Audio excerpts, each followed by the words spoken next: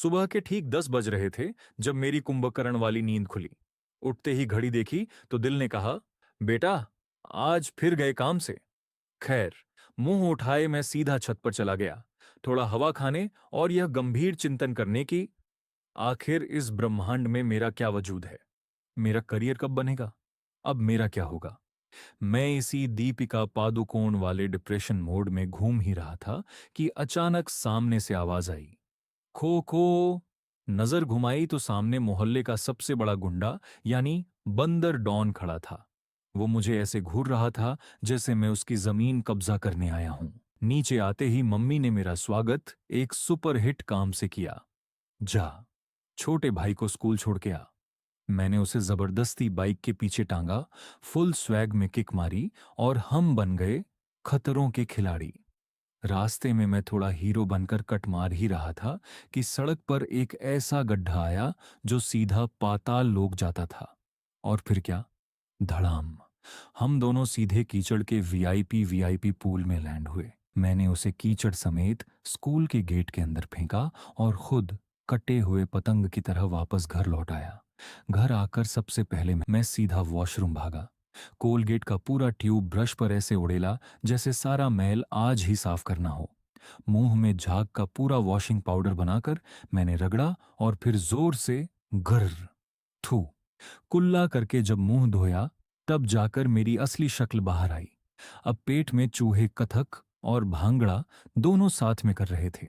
मैं नाश्ते की टेबल पर गया तो वहां एक लड्डू रखा था, पर वो लड्डू नहीं था, वो लड्डू का शव था। बेचारा टूट कर पूरी तरह बिखर चुका था। ऐसा लग रहा था मानो उस लड्डू पर अभी अभी बुलडोजर चला हो। इसके बाद मैंने फटाफट बाल्टी तोड़ी, मतलब नहाया, और अलमारी का वो कपड़ा निकाला जो मैं सिर्फ शादियों में पहनता हूं, ताकि थोड़ा इंसानों जैसा लगूं।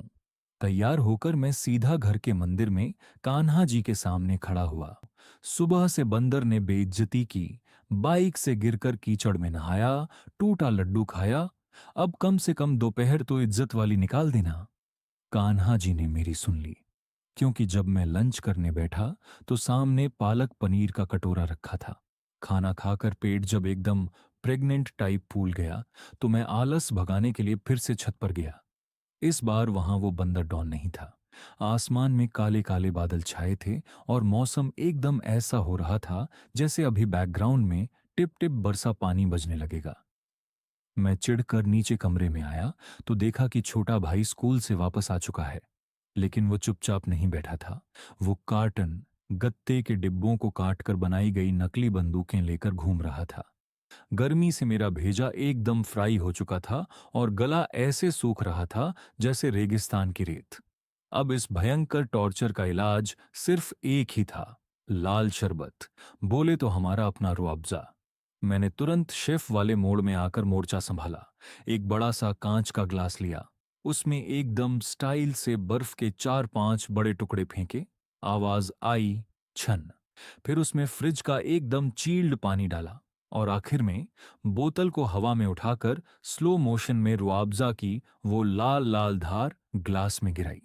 चम्मच पकड़कर उसे इतनी तेज घुमाया जैसे मिक्सी चल रही हो, जब तक कि पूरा पानी खूनी लाल यानी गुलाबी ना हो गया। मैंने ग्लास उठाया, आंखें बंद की और एक लंबी गपागप चुस्की ली। भाई साहब, जो कलेजे को ठंडक मिली, ऐसा लगा जैसे आत्मा सीधे स्वर्ग की सैर करके वापस आ गई हो। बस भाई, रुआवजा पेट में गया, गर्मी गायब हुई, दिमाग शांत हुआ और इसी ठंडे ठंडे सुकून के साथ मेरे इस पनौती और कॉमेडी से भरे दिन का ब्लॉग यहीं समाप्त होता है। Bye bye.